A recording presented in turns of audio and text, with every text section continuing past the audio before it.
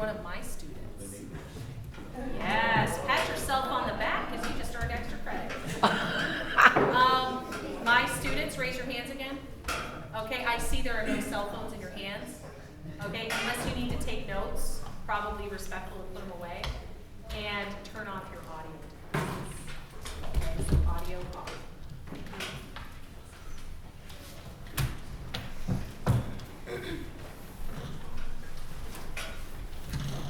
Okay, hello everyone. My name is Logan. I'm the president of the Pre-Law Society here at Valpo.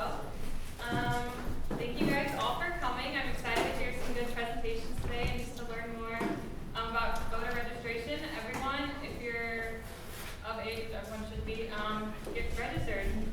Perfect. Okay, so first we'll have Dr. James Old. He's the Associate Professor of Political Science and International Relations here at Valpo, and he will be talking about the American political process.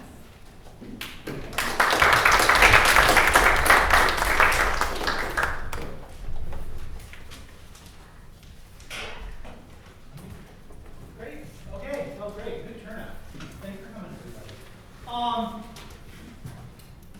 You'll often hear that Americans probably don't vote as much as they should. All right. Turnout in American elections tends to be lower than in other democracies around the world. Okay. So I'm going to start with this little bit of background about that. Then I want to talk a little bit about the story that we tend to tell about voting in this country, and I think that story has some problems, which actually ends up frustrating people and maybe lowering turnout. So I want to kind of shift that story a little bit to something that makes a little bit more sense and gives maybe some better reasons for voting than you often hear. This is 12 countries. I have no idea how they picked them, but it was the most recent data I could find, right?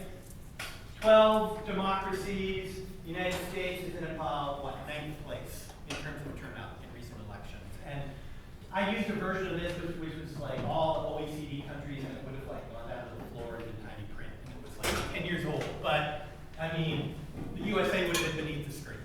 All right, we compared to other democracies in the world have pretty consistently had lower turnout rates in our national elections. Okay, and it's actually a little bit better than it used to be. Turnout in the U.S. national elections has actually gone up somewhat in recent decades. Back in the 60s, they used to get consistently 60 to 65% of the vote. In the 70s, when people start getting disenchanted with the American government, it starts coming down. Through the 80s and 90s, frankly, we had a series of blowout elections that nobody thought was even close, so people were like, this doesn't matter, why should I vote? The American turnout rate tanks in 1996, and in 1996 everybody was like, the Republicans ran Bob Dole, and he's 72. Oh my gosh, who can imagine an election when the party chooses to run a 72-year-old for president, right? Well, whatever. So, we're down to 50%. In 1992. It's been coming back up, okay? We've had a series of close elections. It seems like, people are thinking, hey, things actually matter. I should pay attention. The outcome is not predetermined. People start voting in higher numbers. We say it is a problem, and it is a problem in many ways that the country is highly polarized. Like, people get really concerned that the other party might be winning the election, and that might have awful, terrible consequences. And the high level of polarization certainly leads to some problems, but it's leading to higher turnout because people care more about the outcome of elections. So in 2020, we had the highest turnout in a very, very long time, but we're still lower than a lot of countries in the world. We're still considerably lower than a lot of democracies in the world. I'll give you kind of a quick take on why that is. I'm not going to spend a huge amount of time on this.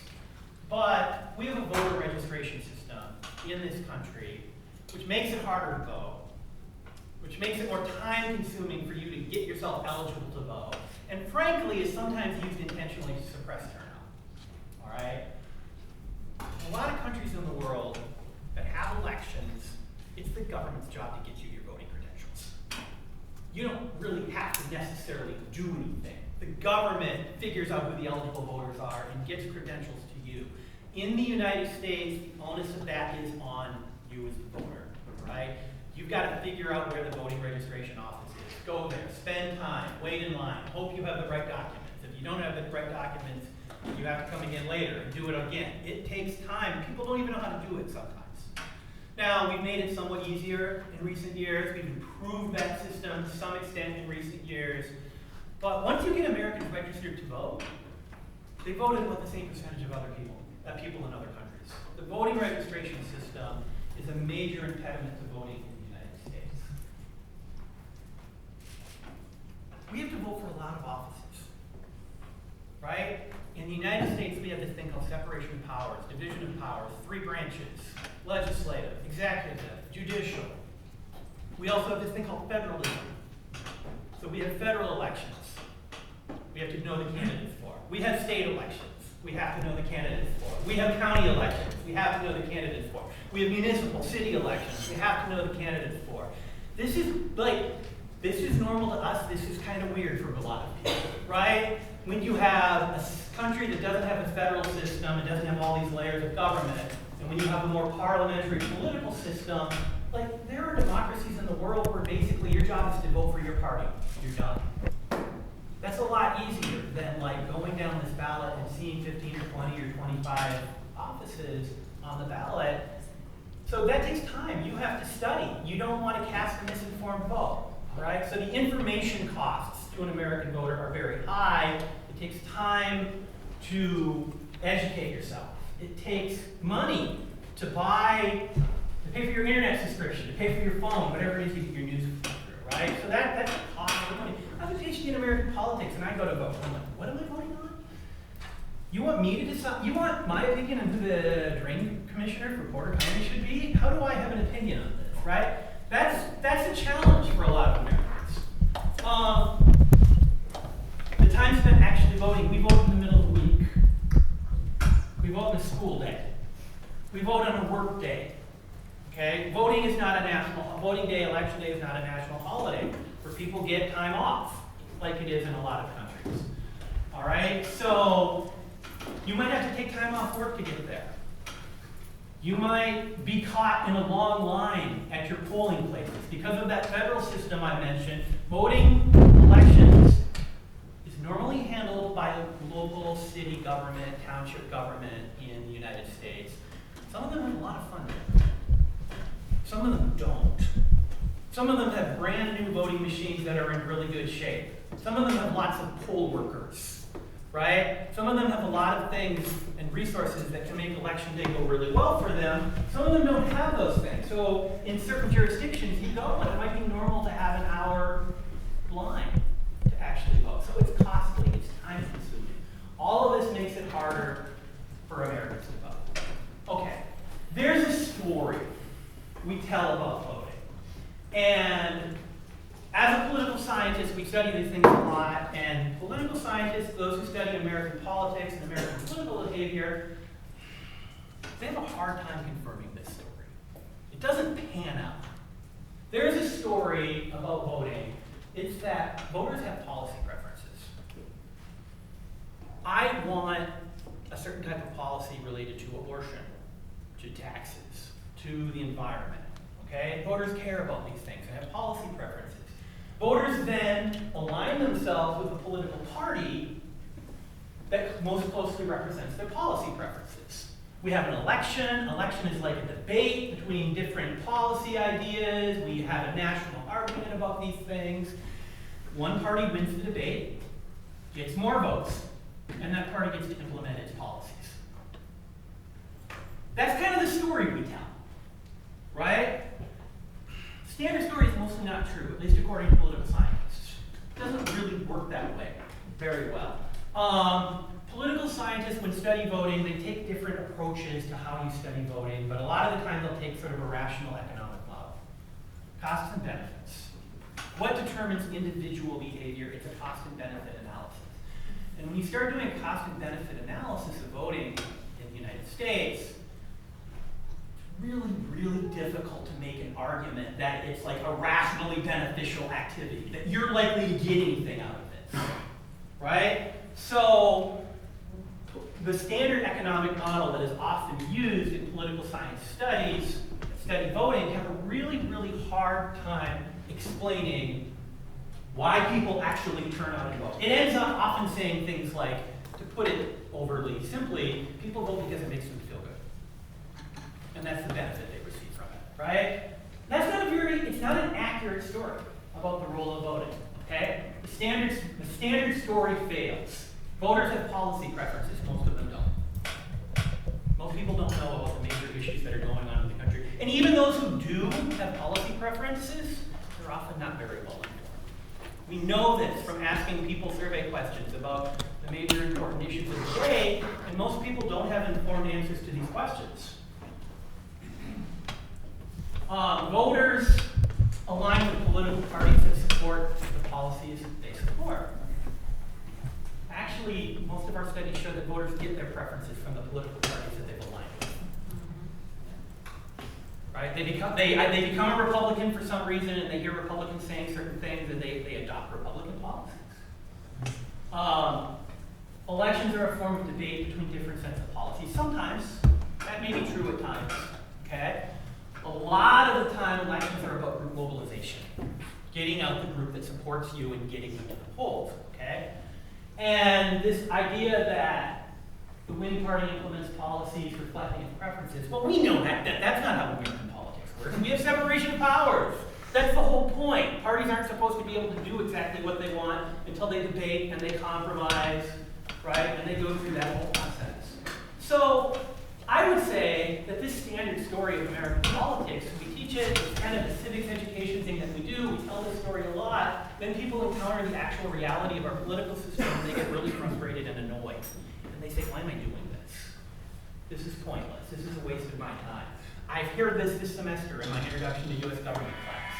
The political system is not interested in me, my opinions aren't valued, this is, it's all a waste of time. I hear this as a political scientist all the time because I think people have a not very realistic story that we tell about voting. That was supposed to come up a little bit at a time, but it didn't. Okay. What does work? What can political science actually predict more accurately? We're actually pretty good at explaining why politicians do things. Okay? Our models work better for that than they explain why voters do things. And one of the things we know is that almost all politicians want to get reelected. They want to keep their office. They need resources to keep their office. They need money. That's a different issue. We could talk about that all day. But yeah, they need money, and they pay attention to people have money. True. I'm not even going to go there, but it's true. They need votes. Politicians to stay in office need people to vote for them. And they're aware of this, right? Now, does that mean this involves a lot of retail politicking, one-on-one, I need this person's vote and I'm going to give them what they want? Some politicians are good at that. The people with these retail political skills sort of get honored in our political system, but it doesn't really change a lot of elections. Do politicians pay attention to groups that vote? Yes. They pay closer attention to groups that vote. Well-organized groups that vote at a higher rate get better representation in our political system. Now, I use that word, representation. Political scientists mean something when they use that word. They don't mean you're getting all of the policies exactly like you want. It means in that whole debate and compromise and back and forth that produces policy in the American political system, there's someone who has a seat at the table who is interested in advocating for your group's interests. Okay? Representation is when political elites advocate for and advance the interest, values, and policy preferences of a particular group of constituents. Okay? So I'm suggesting, well, let me do this first. Last week I sat down with Google Scholar. I spent about 15-20 minutes just flying through the political science research and chasing down some citations.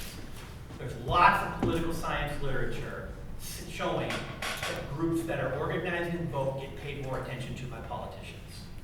Okay? Griffin and Newman, 2005, Journal of Politics.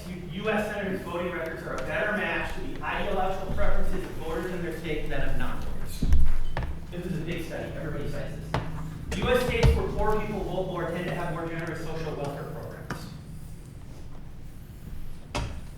U.S. states where poor people vote more actually have less income inequality over the long run. Members of Congress fund more projects, get more earmarks in counties with higher turnout levels. They bring money home to the parts of their districts that vote more. Higher voting turnout leads to better representation of historically underrepresented groups in city politics. Notice I've highlighted a couple words there. Remember that. Counties and cities. I want to come back to that. So, my main takeaway here, I want to revise the story of why voting matters. Group members share common interests. All right? You might identify with a religious group, with a racial group, with a professional group, okay? With a community, with a region, okay? We all have different things that form and shape our identities. We share common interests with the people who share our identities. Groups that are well organized can provide support to political elites, politicians who want to keep their jobs. Politicians who receive group support are going to support that group. It's a little transactional, but this is probably a closer story of how American politics actually functions than the big civic story we are always telling, and I think people often get frustrated by. This leads to the conclusion that organized group members will get better policy outcomes than groups that don't vote and groups that are not organized. Okay? Now, let me get a couple of details here. Voting is just the start. You have to be organized. A group has to have leaders. A group has to be recognizable. A group is known. I was talking with a colleague and she was asking me what I was going to present today. And I gave her the brief version and said, so what you're telling me is voting is the gateway drug for political organization. I'm like, I might use that. Right? Voting is the start. It connects you with the political system. It makes you feel engaged. It makes you pay attention. But the end result needs to be an organized political group. All right? Because organized political groups get results. And the political science literature documents that. This is not about one election. Effective political organizing that makes a difference is not getting turnout jacked up for one election. It's about politicians knowing that that group is there election after election, turning out and casting ballots and paying attention to who is representing them and who isn't. Okay, so that's very important. I can't tell you that if you care a lot about a specific issue and your candidate wins the election, you're going to get the exact policy that you want. American politics just doesn't work that way. It doesn't produce those sort of specific desired outcomes. But I can say, based on the political science literature, that organizing and voting means there's going to be someone in that process who's going to be advocating and pushing for your group's interests. You're going to get better outcomes than if there isn't someone there representing you. All right? If your group isn't organized and if your group isn't supporting these political elites, you're not going to get that. Okay? So, and those little highlights I threw up, this came up in the literature, I just noticed this, and it makes sense, right? This works a lot better in local politics than it does in national. Votes are, it's very, very unlikely that any one vote is going to determine the outcome of an election. But the fewer votes that are cast, the more valuable every single vote becomes. So if you're organizing in a national election, there's points of access where you can have influence, but it's hard. If you're organizing a statewide election, you've probably got a better shot. But lots of policy, when Americans interact with their government, most of the time Americans are not interacting with the federal government. Most of the time they're not interacting with the state government. They're interacting with township officials, county officials, city officials.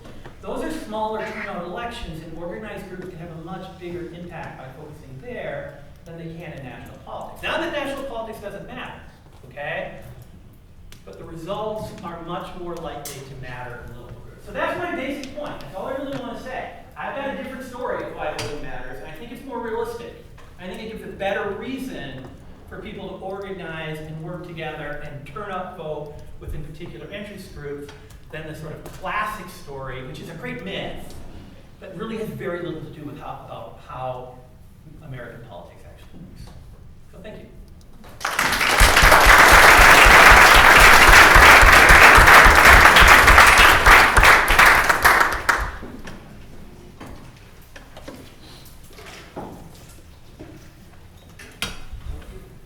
Okay, thank you so much. So next up we have Barbara Domer. She's a Valparaiso City Council District 3 member, and she will be presenting why your vote is your voice.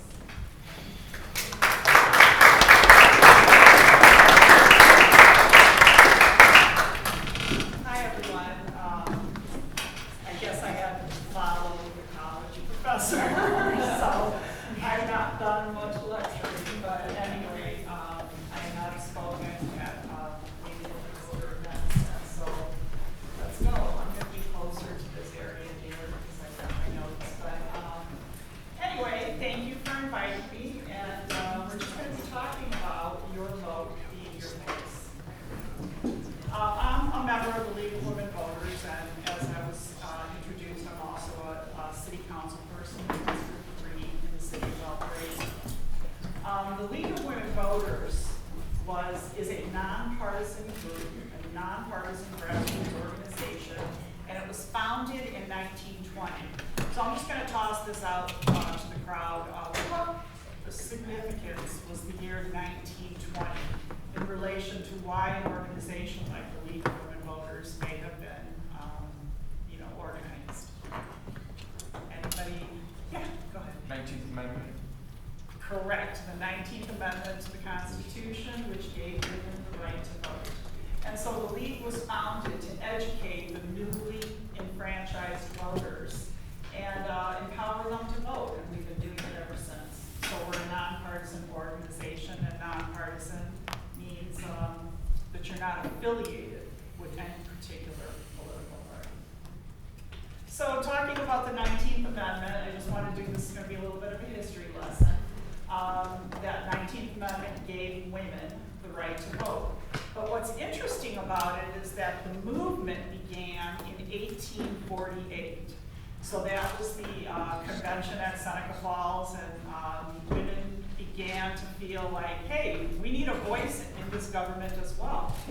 And it was proposed to Congress in 1878. So for 30 years, these women were organizing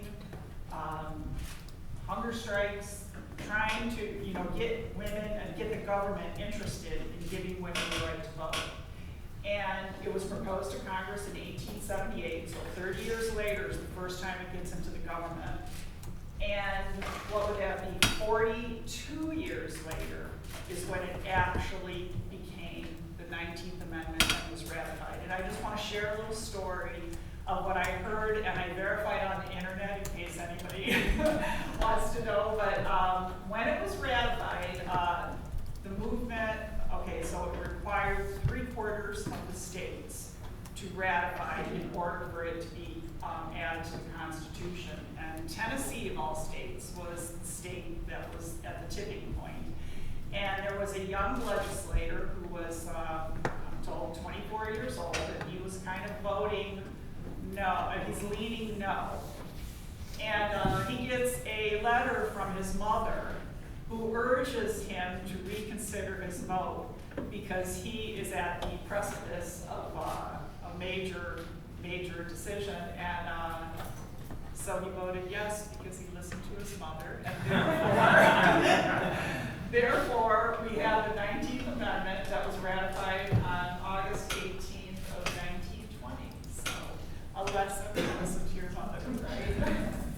Another amendment that I want to talk about is the 26th Amendment, and this amendment gave citizens age 18 the right to vote. And does anybody want to just shout out what the age was prior to the 26th Amendment? 21. 21, correct.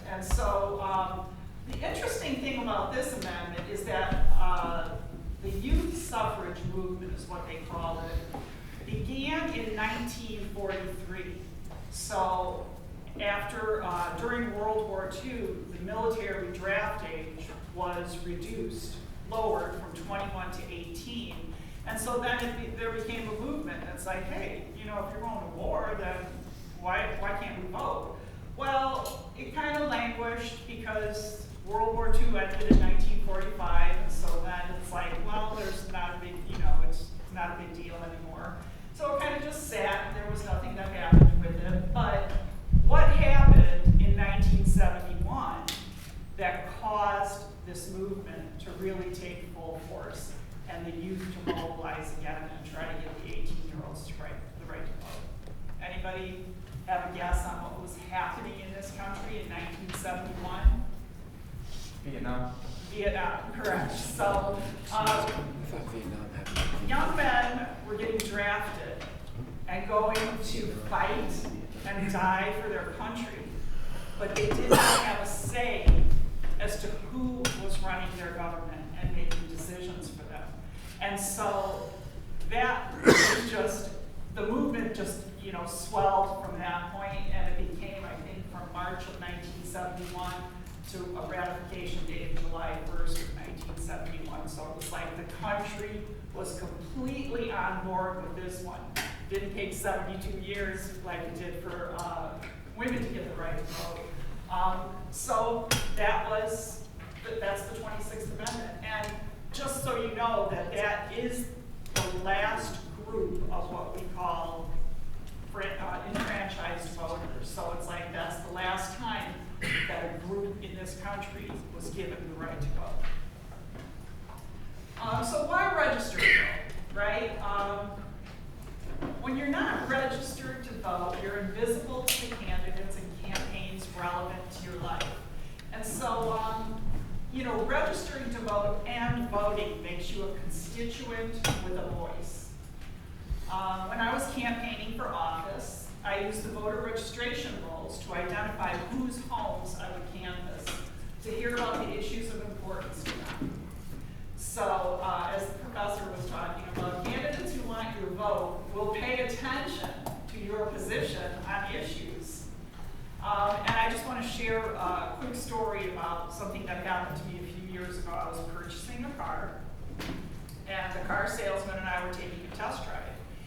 And just driving around making small talk, and he was like, so what are you up to? And I said, well, I'm the chairperson of the high school voter registration effort, so we're visiting all the Porter County high schools to get students registered to vote. And he was like, wow, that's really great. He said, but you're not actually encouraging them to vote. And I was like, well, yes, I am. I think, you know, it goes hand in hand. Now, I'm just going to toss this out to the crowd. Why do you think this gentleman said it was okay to get the youth registered to vote, but he did not want me to encourage them to vote? Does anybody have any idea as to why someone would think that way? They're not taxpayers. No, that's a good answer, though. Best interest. Yeah, it's pretty close. Basically, what he said was, I like things the way they are, and I do not want them to change. Mm-hmm. And so what that told me, that statement was very powerful, because basically what he was saying was that, okay, I don't know this for a fact. I don't know that all 18-year-olds or 21-year-olds are liberals or conservatives or independents, but I have a feeling that if the youth mobilize, things are going to change, and they're going to change in a way that he would not be happy about. And so I just, you know, kind of rubbed it in a little bit more of that, oh, I'm getting people out, registering them, and I'm going to tell this story to every group that I talk to. And I did end up finding a car from him, but anyway. So I just put this quote out here from Thomas Jefferson that, you know, we do not have a government by the majority, but we have a government by the majority who participate, i.e. vote. Because if you're sitting out, then you are not part of the government process.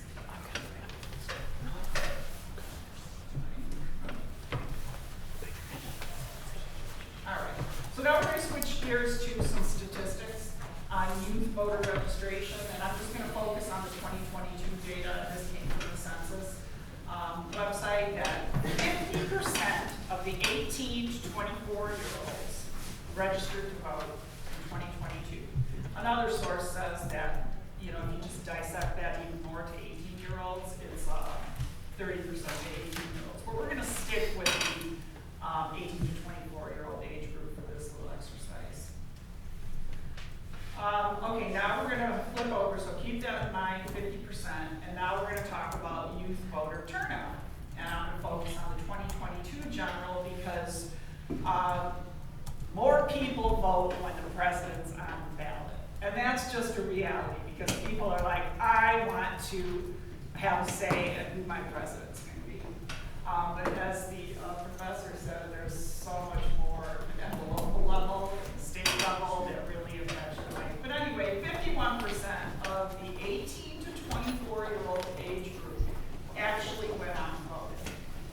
Okay, so I'm going to do a little exercise now, and I'm not going to single anybody out, but I'm going to ask everybody to stand if you can.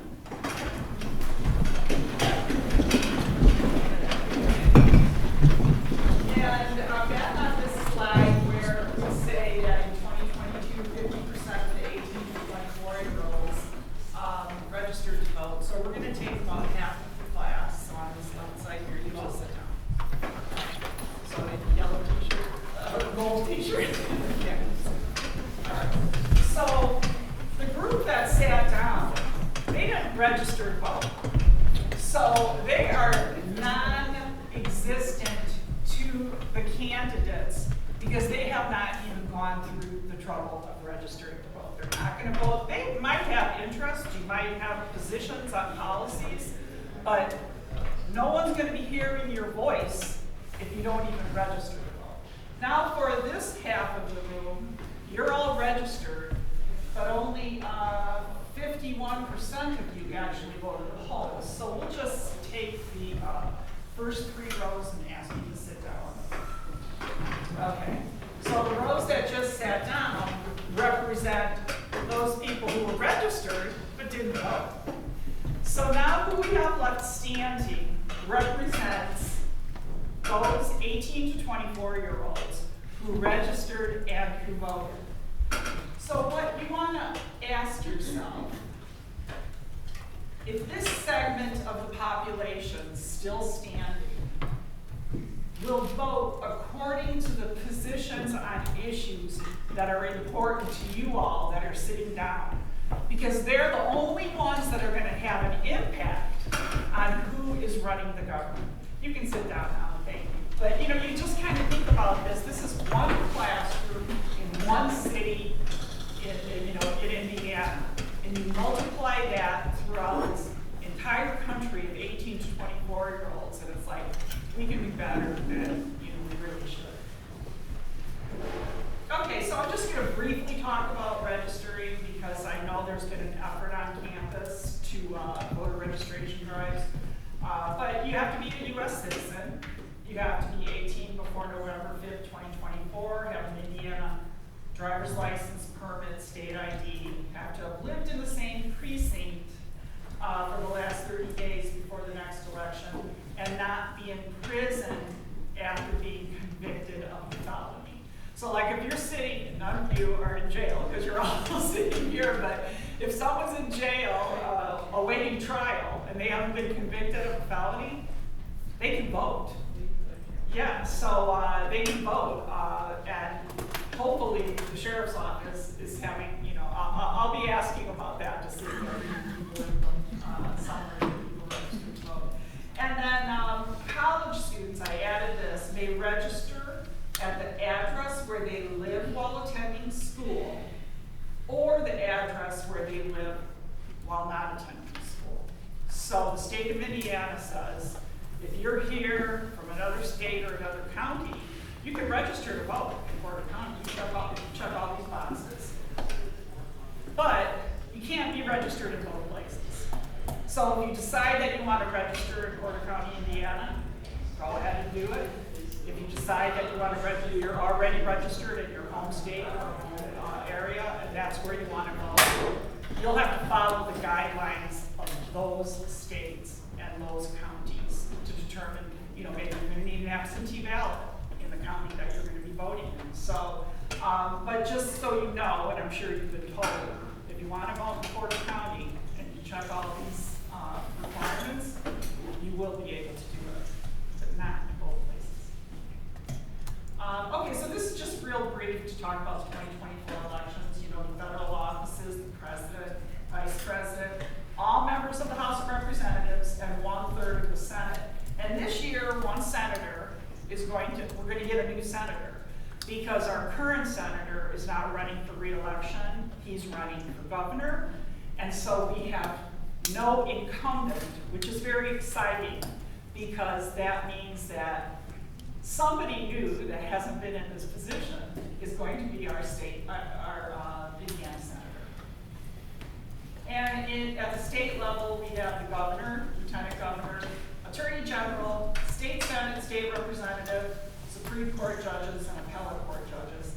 And I put asterisks by the state senate and state representative because those positions control the state election laws. And in Indiana, there's some changes that are going to be taking place effective 2025 that have been voted in from our current state senate and state representatives. I personally feel like those are restricting. I feel like they are suppressing the vote, and so I'm disappointed in the changes that are going to take place in 2025. The Supreme Court judges, those are on the ballot, and I think the professor was saying that it is, it's a little challenging when you go into the polls. That's why I'm going to encourage everybody to look at their ballots and vote 411, because you'll be prepared as to who's on the ballot. And so these Supreme Court judges, you have to vote, not even vote, you just have to say yes or no as to whether they're going to be retained for another 10 years. And honestly, it's like, how do you find out information about what the Supreme Court justices are voting on in this state? So I tried to do it. It's not easy, but you have to go into the government website, and the state of Indiana government website, and you have to actually, I typed in some keywords. And so then it takes you to the actual legal documents, which are very difficult to, read through. And so basically, if you have an issue of importance, you're going to be able to find a way to determine whether our state Supreme Court justices, how they voted. So something like women's reproductive rights. If these 3 justices voted yes for the law that took place here in 2023, then that might be something that you would feel is a position that you do not want them to be retained. So a little bit more difficult, but also, just so you know, you could skip that on the ballot if you don't know for sure. You haven't done the research and you're just not sure, and it's like, you can go ahead and just skip through it, because it's probably better to skip through it than not to have had some type of informed opinion about at least one aspect of the job that these people do, and how much influence they have on our lives.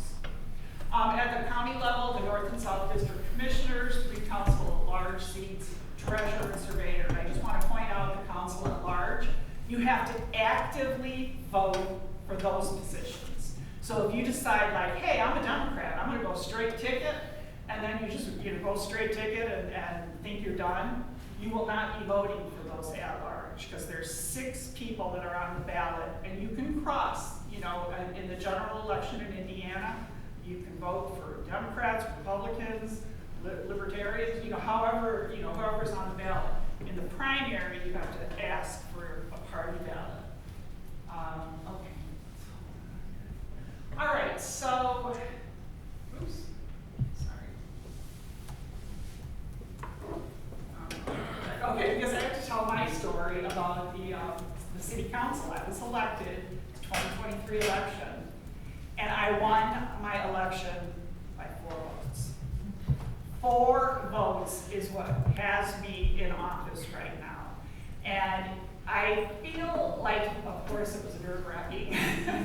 When it actually happened, I was like, gee, I wish I would have had a bigger margin of victory. But anyway, what was so cool about it, and even to this day, is people come up to me and they're like, my mother voted for you, my father voted for you, I voted for you, and my aunt voted for you. That's 4 people who got Barbara Domer elected. And it's like, so people really feel like they have more of an impact on getting me elected to office. So it's like, okay, I gotta deliver, but anyway, every vote counts.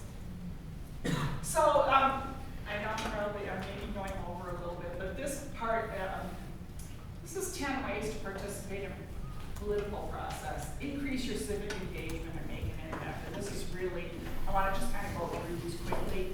But what I'm asking you all to think about is which issues are the most important to you, and whether you want to become an advocate for them. So like advocacy is general support for a position, idea, or cause. Is it the environment? Is it women's reproductive health care? Voting rights? Funding for public schools? A lot of issues out here, a lot of things happening. Try to find something that really hits home and resonates with you, and then become informed on that issue. So political issues are nonpartisan, right? So it's it doesn't matter. Let's just take women's reproductive health care. We're going to say a lot of times people are like, oh, you're pro-choice, so you're a Democrat. And it's like, no.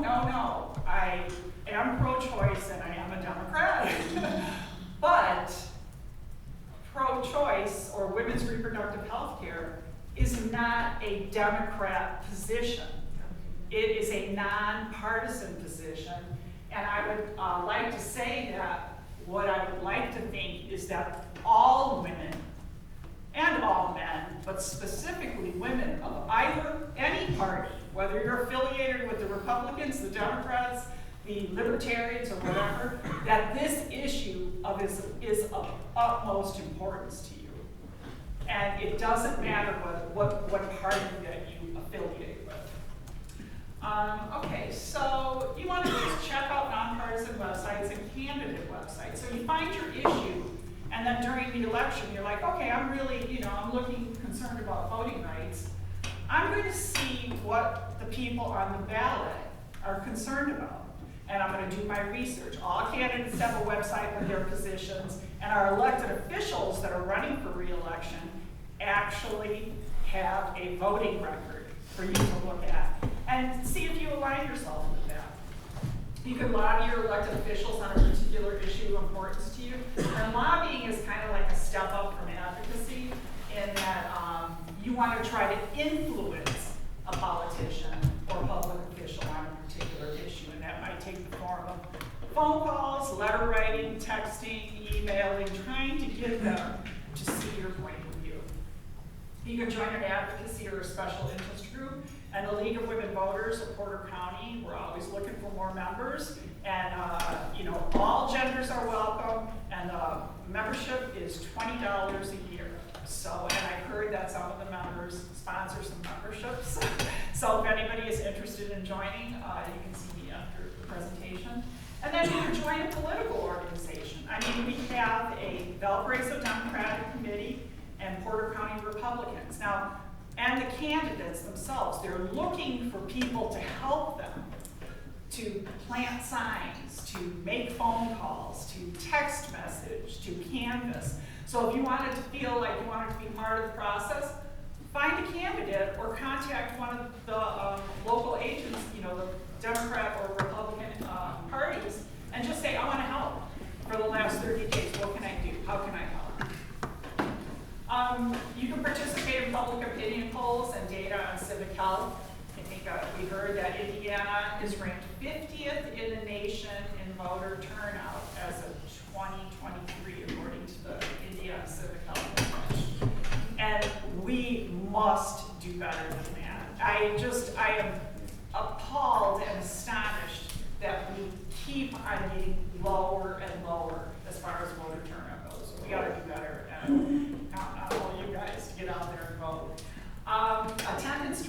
public meetings because the Valpo City Council and the Porter County government agencies, they all stream the meetings, they record them, you could watch them. That's another way for you to get involved and engaged.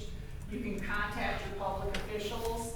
If you hear them saying something and you're not like, you're either for it or not for it, you know, you can just let them know, because see, basically, what a public official is supposed to be doing is representing you. And so if they're representing you, they maybe need to hear what you think about things. You can serve on a jury. And of course, the biggest thing is voting, and consider working the polls. Working the polls is a paid position. It's $220 a day.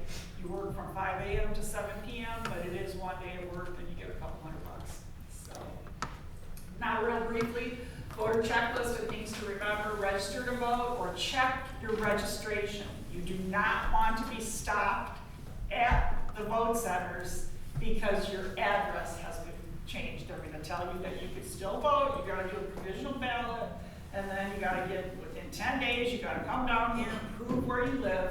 And what ends up happening? So this is the thing about Indiana. It's like there are a lot of people who are mildly engaged in the political process, like for the president. Okay, it's like, I'm gonna go vote for the president.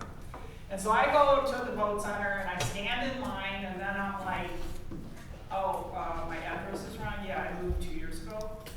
Do you think that that person who's mildly engaged is going to jump through hoops to get their voice heard? Chances are it's not. And that, I think, is a failure of our state system, is that we make it too difficult for people to cast their vote. Yeah, share your plan. Make a voting plan. I always have a plan A and a plan B. And I vote early, but this year, because we got fare free transit on election day in the city of Valparaiso, anybody could ride a bus for free. And so I'm going to be riding a bus on election day, and I won't be taking my purse with me except for my ID.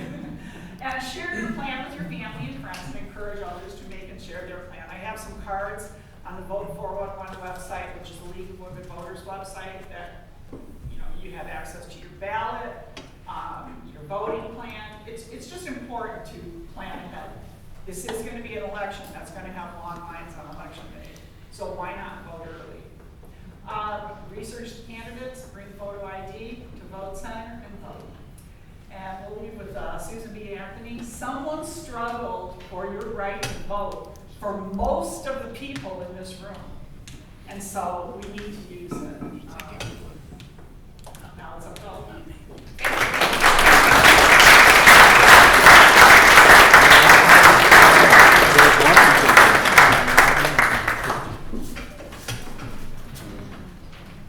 Thank you so much. As she mentioned, if anyone's interested in one of these cards, they're right up here. Feel free to come and grab one.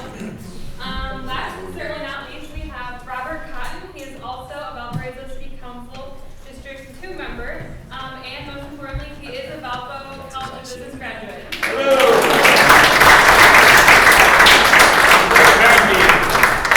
That I get to pull up the rear, particularly after following such a professorial lecture.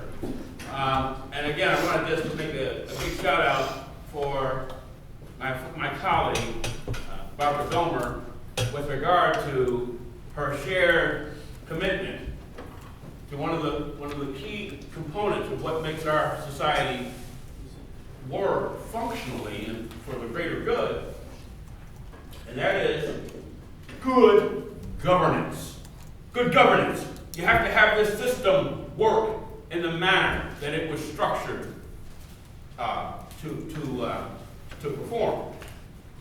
That we get away from that to some extent when interests in different issues become a part of that equation. But good governance is one of the reasons that I feel as though God sent me an angel on that city council. I'm Robert Cotton, and I'm serving in the third term, the first year of my third term as city council, the city councilman in Valparaiso. With a show of hands, show me how many people in this room, students, believe that your vote is a right. With a show show of hands, you voted right. Is that all right? That's one of our rights. Who believes that it is a privilege? Not enumerated in the Constitution, so it must be a privilege. Good. We're getting probably about equal. And how many thinks it's a responsibility? But it's the last two for sure. It is not a right.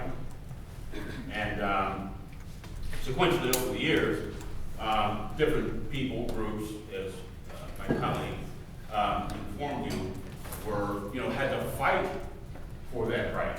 And there's going to be a struggle throughout the entire, through our existence. There will always be a struggle with those very people and or that influence that voted against women's suffrage, that voted against freeing slaves, that voted, that there's always that element that voted against actually people who aren't landowners having the right to vote. That there's going to be that struggle, and it's actually showing itself as being much more prominent than what I think our malaise or presumption that everything is kind of happy town here going forward. So I want to open up by asking that. I guess, again, let me say this. I am not a professorial person. I'm sort of a politician, and therefore I'm going to talk to you as opposed to lecture. And there is there's a lot of overlap between our presentations, and I want to just start because it's a good segue into me and or my topic with what Councilwoman Domer said. She said she won by 5 votes. Praise God. I won by 370 votes. I mollywopped my opponent. Somebody told me I mollywopped my opponent. My opponent was a good opponent. They picked him specifically to come after a person who, in the power structure's mind, didn't belong. And my ability to ascend and to garner that type of support had everything to do with how I was drawn, how I was raised. I have always been a person who has, thanks for the topic, Beth, acting local. That's the topic I was given to speak on.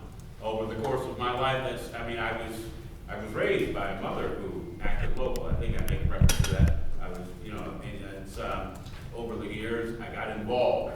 I advocated for public schools, making certain that there's a reasonable amount of attention to issues that give more local control over our schools and the autonomy, any number of things.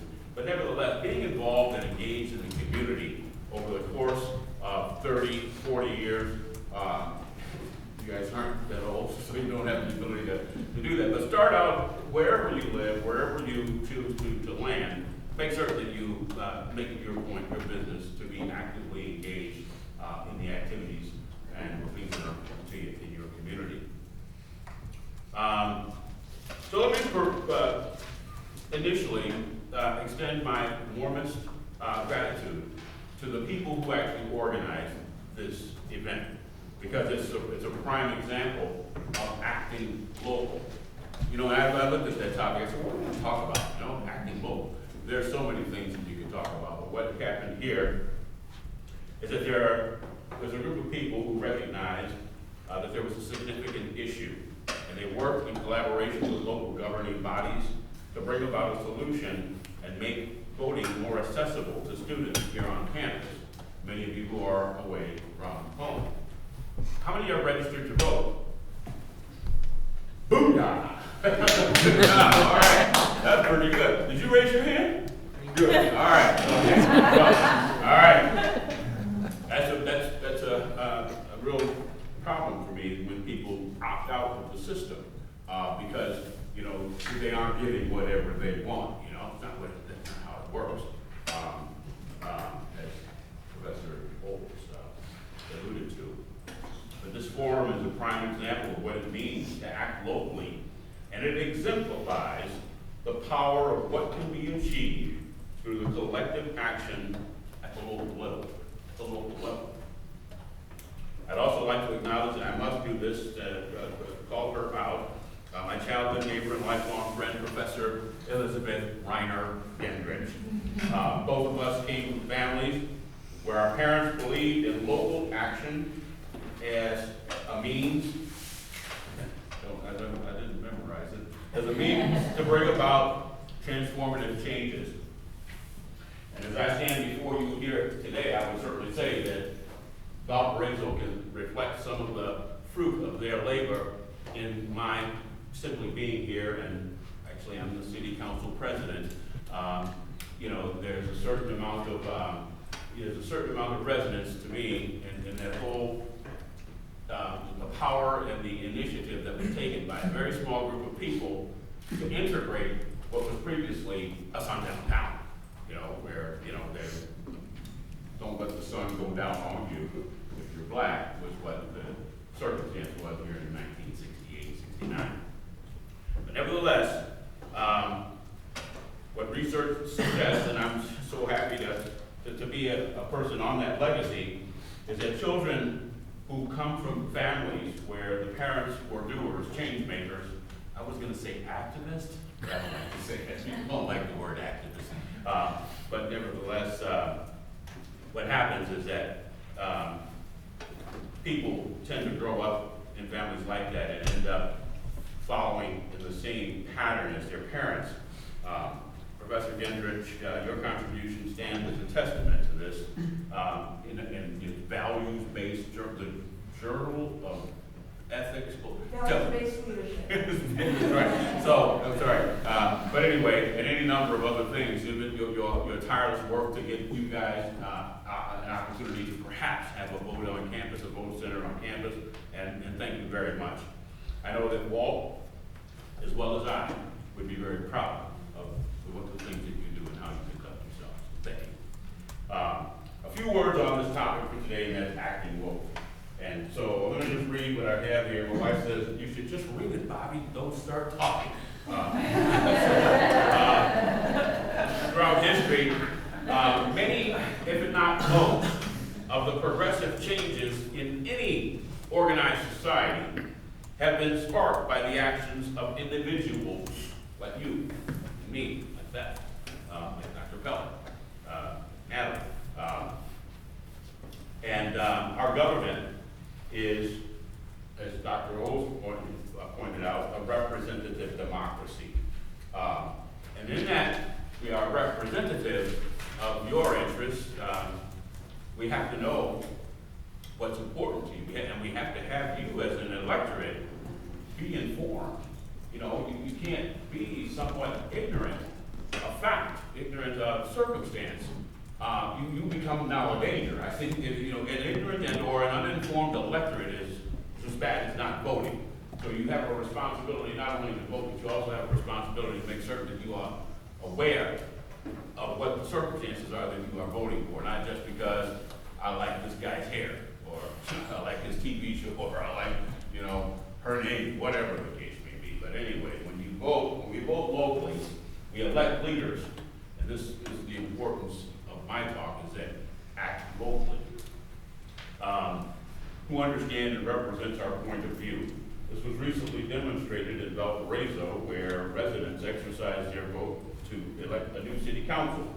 And they were hoping to ensure greater accountability, address long deferred issues with regard to roads and infrastructure, and rectify the lack of investment in legacy parks, any number of other issues. But this shows how significant local actions are in improving the quality for everyone, because what happened when the voters, you know, did make their voices heard is they flipped to the city council and they made it a 5-2 Democratic majority. And as I stand here before you today, 9 months into the year, I think we can check off a lot of these boxes, in addition to several process-related issues that saw the same names of the same people, you know, a very narrow loop is the way I describe it, a narrow loop of the same names that circulated and sat at every point of power. So there wasn't any ability to truly have representative government here, even at the local level. But with the boards and the appointments now are more broadly dispersed between people who have competing ideas, and I think that lends itself to a much more healthy set of circumstances for our local government. So your vote is not just a privilege, it is your voice. We like that term, right? Every voice counts. Your vote is your voice. When we commit to voting in every election, as I did when my high school teacher, Mr. Pat Murphy, he was passionate. He said, "It is your duty to be politically efficacious." That was my first experience with a big word. Politically efficacious means that you have to be about it. It all speaks to that informed electorate. And I've been very happy to tell him and to remind him of that which catalyzed or, that's what got me started to make a commitment to vote as an informed member of this electorate in every election since I had the right to do it, or the privilege to do it. So, anyway, when we commit, we help craft the policies that serve the interests of everyone, including you, mostly you. And we actually strengthen our democracy. Unfortunately, this is a simple truth, but it's simple, and however crucial it is, it's often taken for granted. Despite its importance to the very survival of our nation as a united entity, in a time when inevitable divisions threaten to pull us apart, voting is the act that ensures our voice is heard and that the fabric of our country remains strong. That's one of the most fundamental local actions you can take, is to do what? I can't hear you. Vote! That's right. Vigorously and energetically and embracing that. Because it's not necessarily always going to be, be something that you have as a right. Better make certain that you actively participate. And I'm not trying to be Mr. Spooky, but I'm telling you, there's some things out there that we should all be aware of and paying attention to. And particularly in these times when there are inevitable divisions that threaten to pull us apart. Voting is the act that ensures our voices are heard and that the fabric of our society remains strong. Without it, we risk allowing those fissures that are out there to shred all the ties that bind us. Democracy is hard.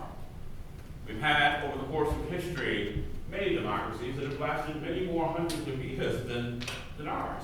Ours is a relatively new idea. And actually, we as the people have kind of smoothed it out a little bit to where it's really sort of getting closer to a perfect sort of balance between property owners and common people, if you will. Common people having the power of a rich landowner is really something that I say is a pretty special characteristic. But democracy is hard, and I want you to understand, if there's one thing I want you to understand before you leave here at 5 o'clock, so, is that when Ben Franklin left the Constitutional Convention, somebody asked him what kind of government they just gave us. And this is, so they say there was a story often told about the exiting from the Constitutional Convention when Ben Franklin was approached by a group of citizens asking what sort of government the delegates had created. His answer, he said, a republic, if you can keep it. And the brevity of what his response was all about was that that response should not cause us to undervalue its essential meaning, and that is that democratic republics are not merely founded upon the consent of the people, they are also absolutely dependent upon the active and informed involvement of the people for its continued good health. So what do we have to do when we leave here, guys? Make certain that we get a plan, right? Is that what we have to do? Yes. And make certain that you vote from here on and make certain that your country is the kind of place that you want to be able to leave to the children that you might someday have. So thank you very much.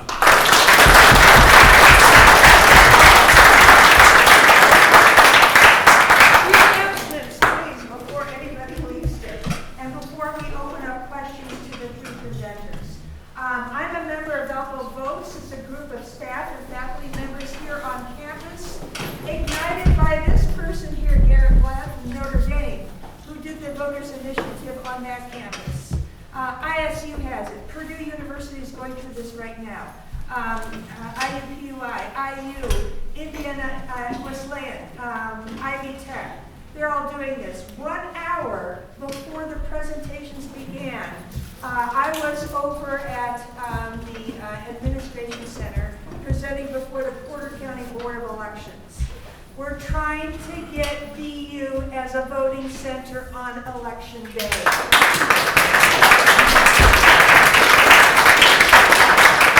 Now, if you would, take out your phones and type in Vote 411.